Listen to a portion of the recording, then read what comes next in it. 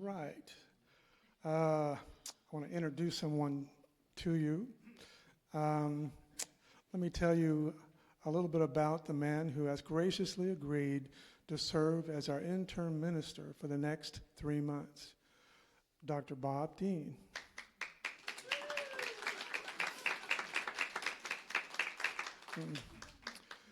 With decades of experience in ministry and ministerial education, Reverend Dr. Bob Deen has dedicated his life to serving others.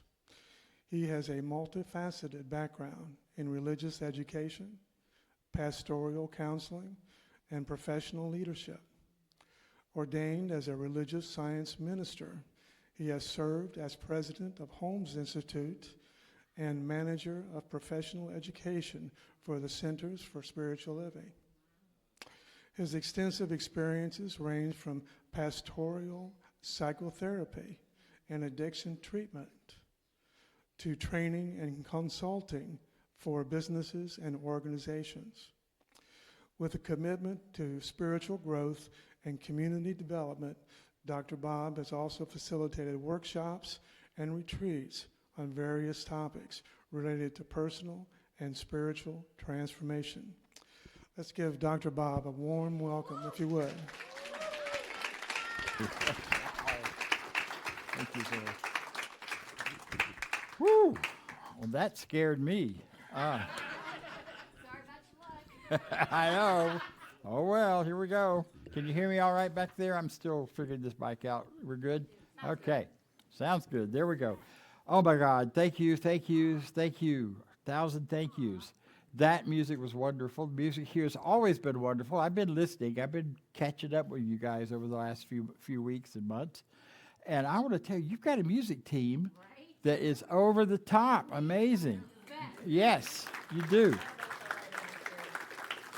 And we are working together on a Many Paths workshop. It's not a workshop, celebration. Thank you. That's going to be coming up in December. That is going to be a little different than what you've had before, but it's going to be wonderful. So I'm already excited about that and working with them. One of my many hats over the years is I have a master's in church music from Louisville Seminary up the road here, about 60 miles. I'm healed from all of that, so all is well. But I was really moved by the words, some of the words in that squished up song. Also to tell you that song is one of the favorites at teen camp. I'm still very involved with our teens. I go every year. I'll be going in January for a winter camp in the Rocky Mountains. But it's okay. That's always a song they want to sing. And every day, if we didn't schedule other things, they would be constantly singing that. They love that. Let's get together and be all right. And everybody hugs and they rock and they sing and they carry on. It's really pretty awesome. Because that song, as well as everything else you've heard today, reminds us of the truth. It is going to be all right. It already is all right. The only part that's not all right is us. Sorry, guys and gals, and those of you who are, I have those moments. It's going to be all right because of who you really are. And you said it beautifully in your treatments this morning. You are the divine, individuated, and you are one with all the rest of it. You know, we aren't created out of something to be something over here. We are created into something to be the expression of that something as we live our lives and make our choices and go forward. And you guys made a big mistake, you know. Big, big, big mistake.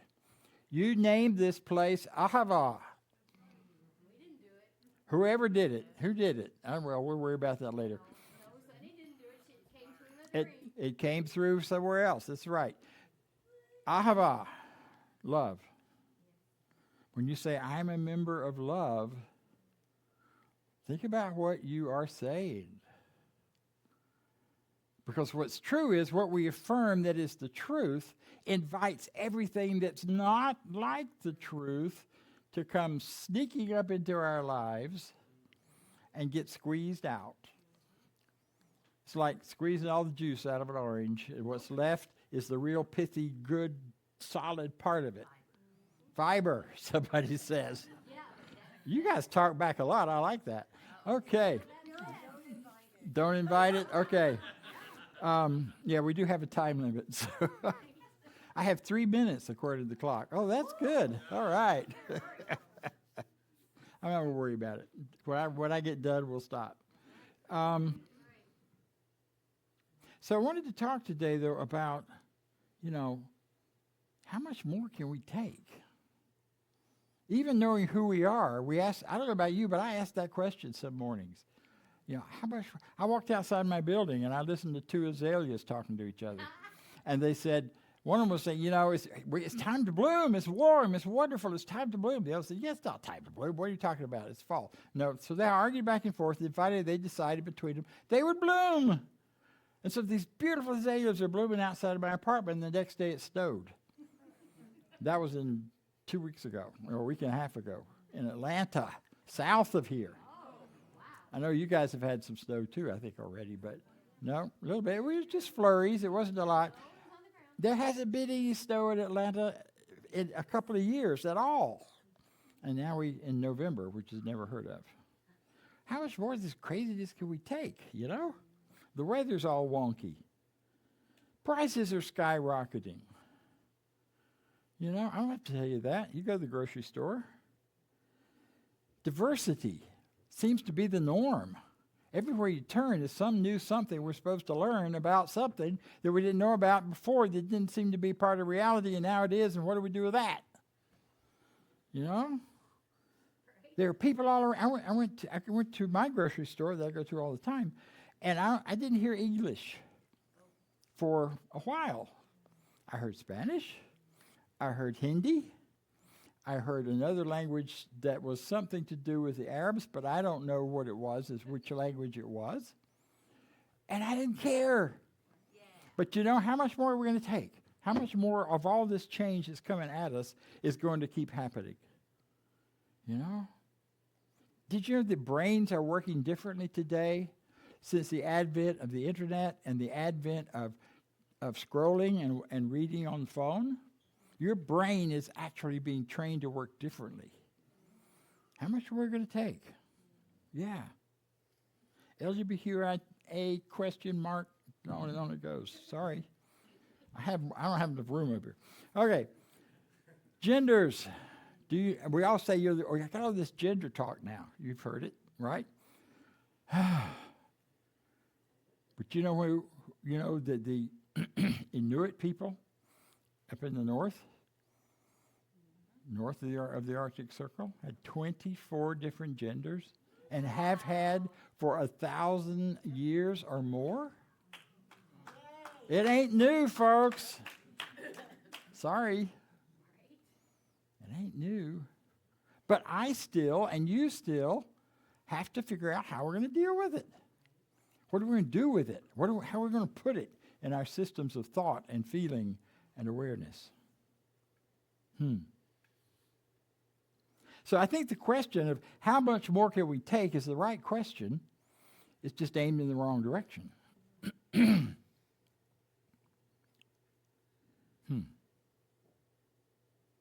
See, we need to get more interested in what's working and not what isn't working.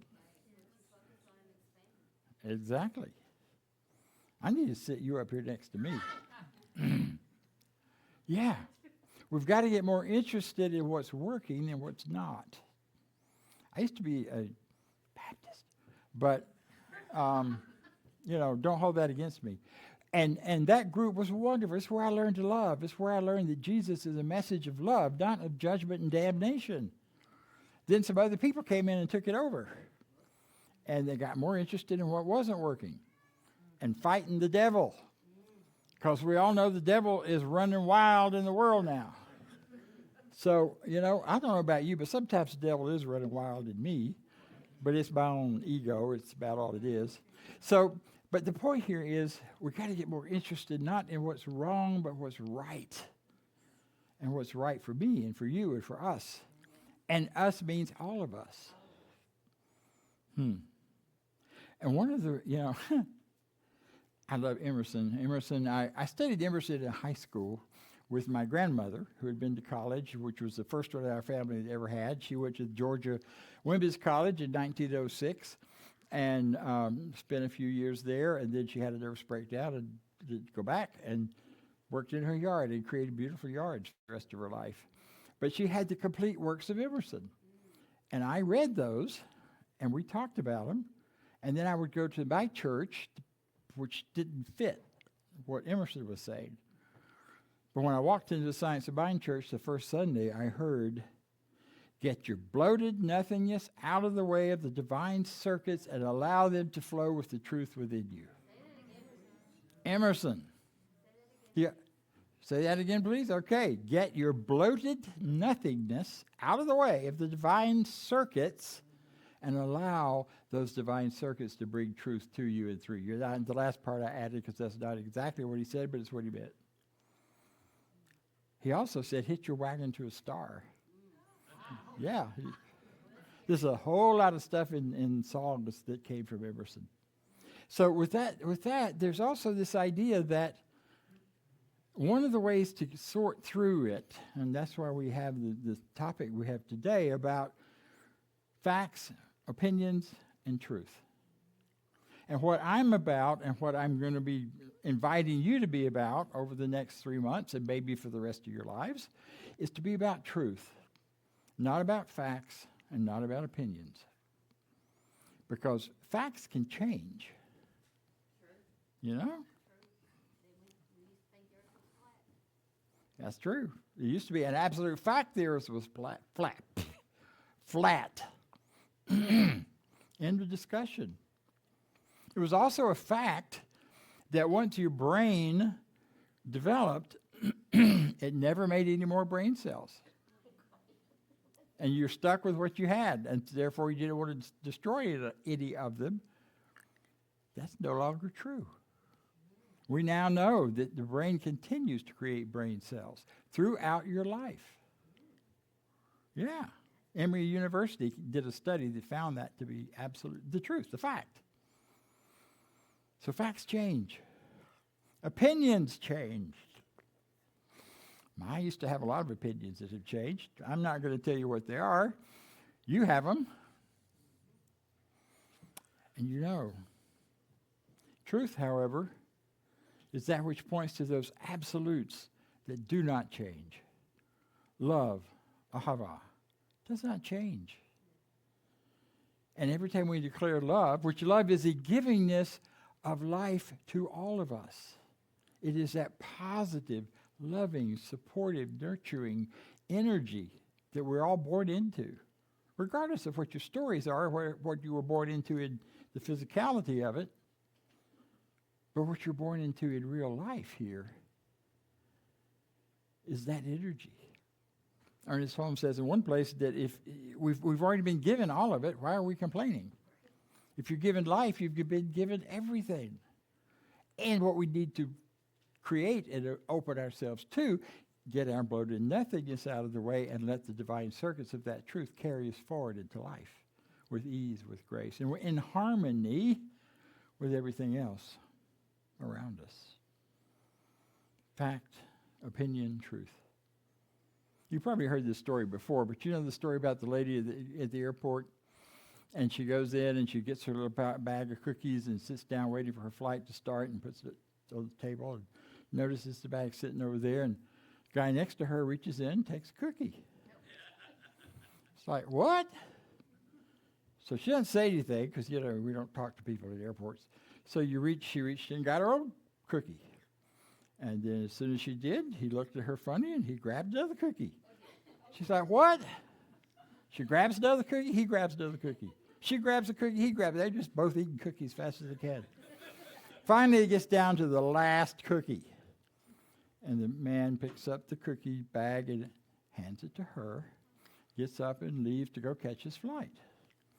A minute or two later, her flight gets announced. She opens her bag, and there's her bag of cookies.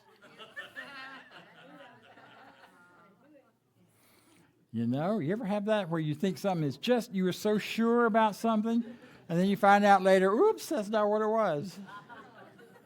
And there are tons of stories like that. What I love about that story is that it reminds us what the facts and what the opinion and what the truth is. The facts are the two of them are both eating cookies. That's a fact. The opinion was, probably from each of them, that they were being stolen from. And the truth is, love prevails. His loving expression of handing off what was left of the last one prevailed. That's the part you remember the most, because that changes all of the rest of the story. And that's what we are called to do if we are signed on as a part of love. Because that's a big capital divine love, not small little love. Get your bloated nothingness out of the way. Now, I'm not going to tell you what that is, because you know what it is for you. I know what it is for me. And it's a matter now of, how do we be in community together when there is so much that we're trying to deal with in our world? That alone is enough by itself. So that if everybody that came in here looked exactly like, thought exactly like, and could be exactly like, you still have to struggle with all that out there. But instead, we bring it all in here. What better place to heal the world than right here in Ahava? That's what we got. That's right. What better place? So, fact. The world circumstances in which we live are changing so fast it's hard to keep up with. We're being hit with things as if they are the absolute truth from one side or the other of the political spectrum, one side or the other of the psychological growth spectrum.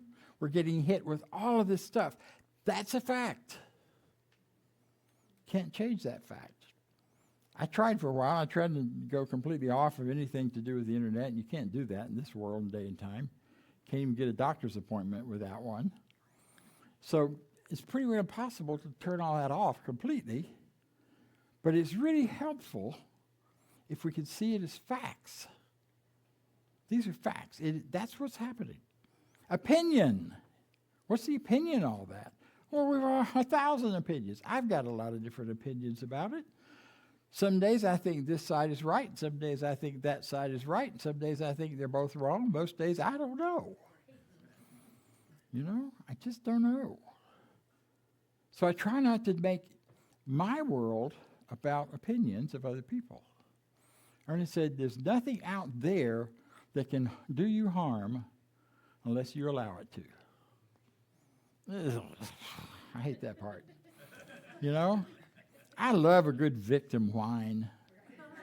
Don't you? Every so often, just kick back. Oh, my God, you won't believe what they did to me. And that they can change from one day to the next. But that's because I learned that as a habit as a kid. I learned it as a way to manage all of it, as if by whining about it, it would stop. That never worked. You grew up in a family where you weren't allowed to whine, or if you were whining and fighting or whatever, you couldn't go to bed without making it up and everybody playing nice and being okay together? Well, that too. My family, you had to make up. My sister and I would fight like cats and dogs all the time. Now, we'd fight anybody else that messed with it, either one of us, but for us, it was working stuff out. And my mom always made us, okay, before you go to bed, you gotta kiss and make up. So we did, and we'd often spit on each other when we were doing it. But we did it just so we could go to bed, And so where we are with all of this is like, all that out there matters, but it doesn't matter as much as what's in here. Heart. That beautiful heart. I have your heart, by the way. I took it with me to Atlanta so I could meditate on it and hold it, and I brought it back. I'm not sure if I'm going to take it or bring it. I'll see how it feels this time. But truth. is what's at the heart of it. Love is what's at the heart of this. Love for myself, love for this divine energy, power, life moving through me. Holy Jesus, what an amazing thing it is. You know, you can change your mind and change circumstances. Anybody ever do that? Oh, I see no hands. Oh, dear. Okay, good. We've got some okay, good. I don't have to go back and do science about one right now. Maybe as I'm over the month. But, yeah, change your thinking, change your life. And that isn't just your head from here up thinking. I used to just live from here up because from here down had been through so much trauma. I didn't want it there. Now I have all of it because of the healing and because of this teaching that has taken me through and the work that I was willing to do. Yeah. Truth. Heart. Love. You know the other name for God is love. And you know the other name for spirit that shows up in almost every language? It's breath. Take a breath with me. You have just experienced spirit in its physical form. And if you allow your imagination to open a little bit, you will experience that as much more than just physical. It's calming.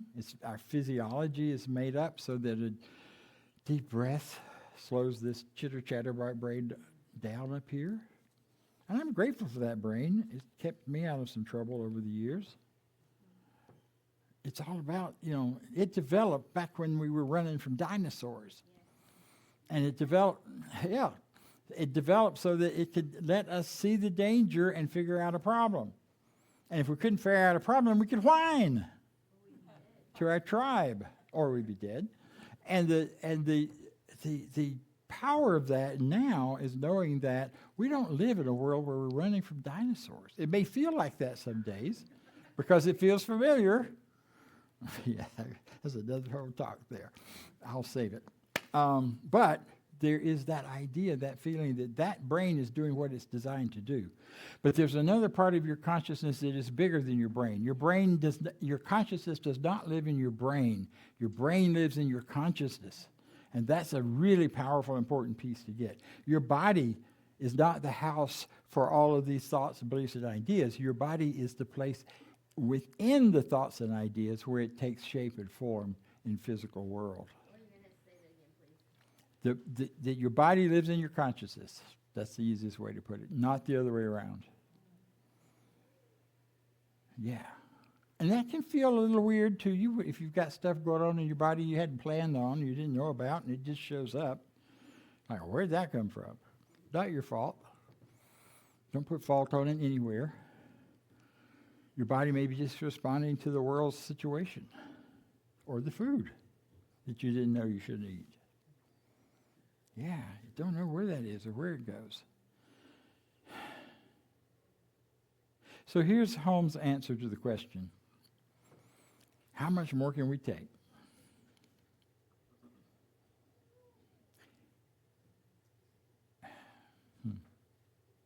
Here and now, we are surrounded by great infinite good beyond any form we've seen yet. How much of it is ours? All of it. How much good can we use? As much as we can embody. And by embody, he means believe in. Believe in to such an extent that our body responds. You know those beliefs that you hear sometimes or you have sometimes where you get cold chills all over? That's what he's talking about. Is that what you believe in so strongly that your body can't disagree? You know? It's like, yes. It's an all. We're talking about doing yes and no's and in the process of collaborative work. We ask people to get to a full body yes.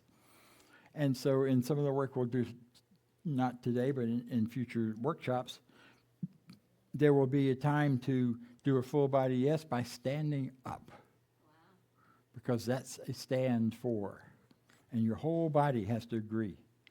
And I've been in meetings where I agreed up here, and they say stand up, and I felt I couldn't stand up. My body just wouldn't do it. So some part of me knew that wasn't for me. So full body yes. What you can say yes to with your whole self is what you can have. And you get to choose and work on what that would be.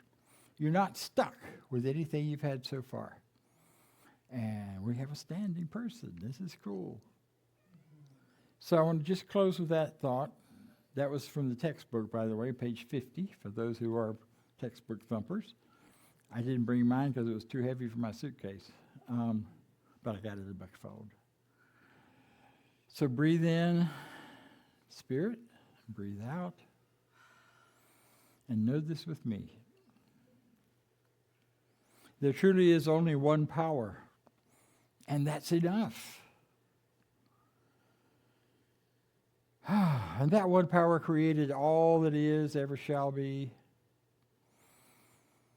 And I allow my mind and my imagination to simply move through all the good that I see and recognize within that power. The goodness of love, the goodness of sunshine, the goodness of light, the goodness of peace, goodness without an opposite. I let myself settle into that awareness that I am immersed in this one unit, this one power, this one thing, and nothing more. And in that immersion, I recognize flowing through me expressions of the good that God is. I see my love. I see my joy. I see my happiness. I also see the things that get in the way, that would block that flow, that would close off some of those divine circuits. And as I recognize that, I declare them having no power whatsoever to continue to manifest in my life. I let go of hate. I let go of anger. I let go of fear. I let go of those things that I have felt that somehow do me harm, even though I never touch them. All of that nonsense is nonsense, and I declare it as nonsense because the truth of my life is a life built on love, built on faith, built on truth, built on the recognition of the divine in every person I meet, whoever they are and however they call themselves. Knowing that this is so, with great gratitude that I live in this kind of a universe, with this kind of possibility to create, to participate, to experience and express love, joy, freedom, happiness. Knowing that, I can release this treatment now into the law of mind, the law of life, the law of God itself, allowing it to manifest in me, for me, and through me. And knowing this is so, I release it now. I let it be. And so it is. So it is. Thank you.